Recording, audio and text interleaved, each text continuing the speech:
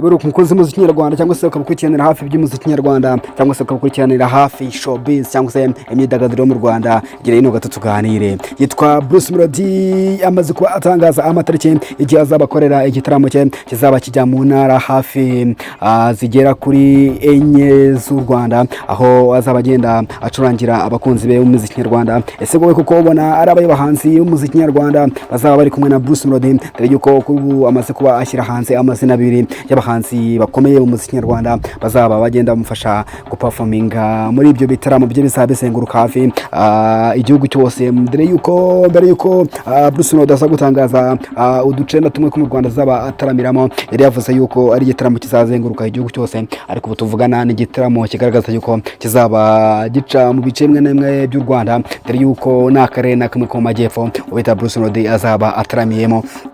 Nkuko byaje kugaragara kuri afishe y'igitaramo yaje kuba asohora, Bruce Melody bigaragaje ko igitaramo cye kizaba kinyura mu karere ka Musanze no mu majyaruguru, akaza kuba agera iburengerazuba mu karere ka Rubavu, akaza kuba kandi aca mu burasirazuba akaba azaba ataramira mu turere tubiri, ariko akarere ka Nyagatare ndetse n'akarere ka Bugesera i Nyamata. Nkuko byaje kuba bigaragara, Bruce Melody kandi yaje kuba ashyira hanze amazina abiri y'abahanzi bazamufasha guperforminga.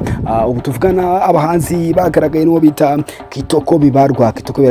Murabizi yuko amaze iminsi aba mu gihugu cy'Ubwongereza, aho yaragiye gukurikirana amasomo ye akaza kuba agaruka mu Rwanda. Kitoko ni umwe mu bahanzi bakomeye mu Rwanda, dore yuko Kitoko ari umwe mu bahanzi batigeze bagira amahirwe menshi yo kugenda bakora ibitaramo bitandukanye bizenguruka u Rwanda.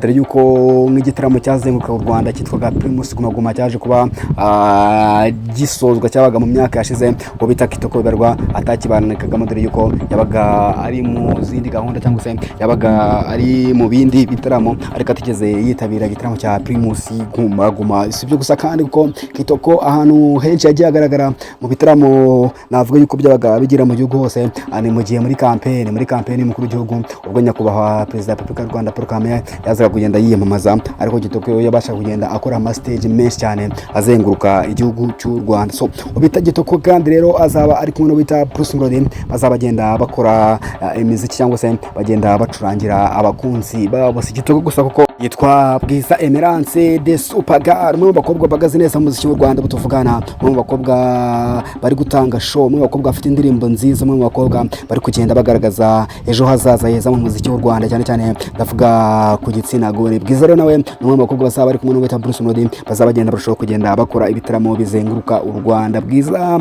ubu ngubu tuvugana ufite n'indirimbo nshyashya, imwe mu ndirimbo ziri train, imwe mu ndirimbo ifite amashusho meza, irimo imibyinire idasanzwe, cyane cyane ko umukobwa wanyu Bwiza agenda agaragaza yuko ari improvement mu muziki ndetse n'uburyo asigaye yaktinga video z'indirimbo agende asohora zitandukanye, ndetse n'uburyo yitwara kuri stage. Ni umwe mu bakobwa bazi gukora stage, umwe mu bakobwa ashobora kujya ku rubyiniro akakora stage hafi saa yose ataruhuka, akora non stop, kandi ari nako abyina bifatanya no gutumira abantu batandukanye akabazana ku rubyiniro bakagenda bafatanya nawe kubyina. So rero Bwiza Emerance ni umwe mu bakobwa n'abasaba bari kumwe n'ubita Bruce Melody, dore yuko bafitanye n'indirimbo, imwe mu ndirimbo zabaye hit mu gihe cya campaign, bwo His Excellency Paul Kagame nabwo yamamazaga indirimbo bita Ongera. Imwe mu ndirimbo zifite vibe, imwe mu ndirimbo ubita Bruce Melody n'ubita Bwiza bazaba bakora ama performance, bazaba bagenda baririmba bafatanyije ku rundi ruhande. Yitwa kandi Bruce Melody, tukimugarukaho nubwo yateguye iki gitaramo kizaba kizenguruka hafi igihugu cyose, reka ngubize ko Bruce Melody umwe mu bahanzi bahagaze neza. Ubu tuvugana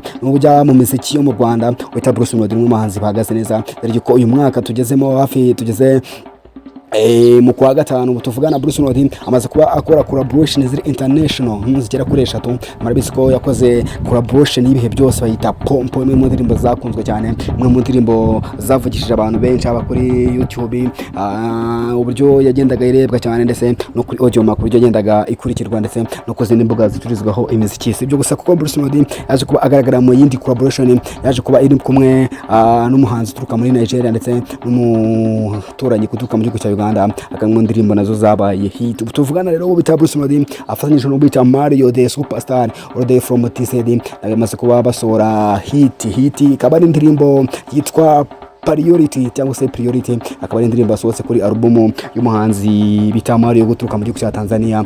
Mario rero bamubajije icyatumye ashyiramo Bruce Melody, yavuze yuko Bruce Melody ari mu bahanzi bafite ijwi ryiza kandi bazi kuririmba, akaba impamvu yaje kuba amushyira kuri album ye, ndetse akampamvu yaje kuba avuga yuko ari album yitezeho ibintu byinshi, yitezeho kuzaba imuhindura amateka, dore yuko Mario yaje kuba avuga yuko iyo album atayifata nk'umuziki ahubwo ayifata nk'itangiriro ry'imiziki, ndetse no gusobanura uburyo Mario ari umuhanga, ndetse n'uburyo yuko Mario ari umwe mu bahanzi bakomeye cyane mu gihugu cya Tanzania, dore yuko ubu ngubu ugiye kureba kuri Tanzania chart haba Audio Max, Spotify ndetse n'izindi mbuga zicuruza imiziki, usanga ubita Mario yaramaze kudomina ba Diamond, yadomine ba Alikiba ndetse n'abandi bahanzi bakomeye hariya muri Tanzania. Ubona uko bita Mario muri minsi abayoboresheje inkoni y'icyuma. Si byo gusa kandi kakubwira ko uretse iyo collaboration ya Mario ubita Bien all the way from Kenya, ni mu bahanzi bakomeye cyane, ubwo yari mu Rwanda mu minsi mike nishize, ubwo yari yaje kwitabira irushanwa rya bar muri Bisco, irushanwa rya basketball ririmo rirabera mu gihugu cy'u Rwanda muri iyi minsi.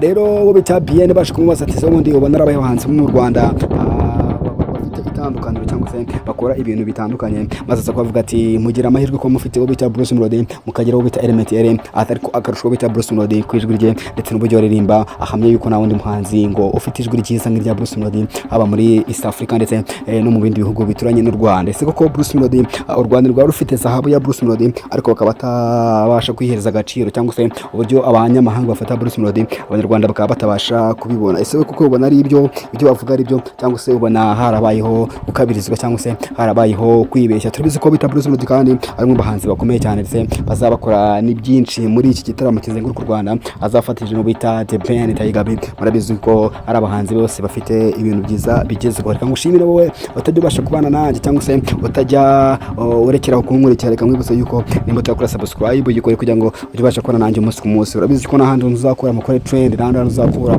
ibintu bigezweho usibye kuri one step show.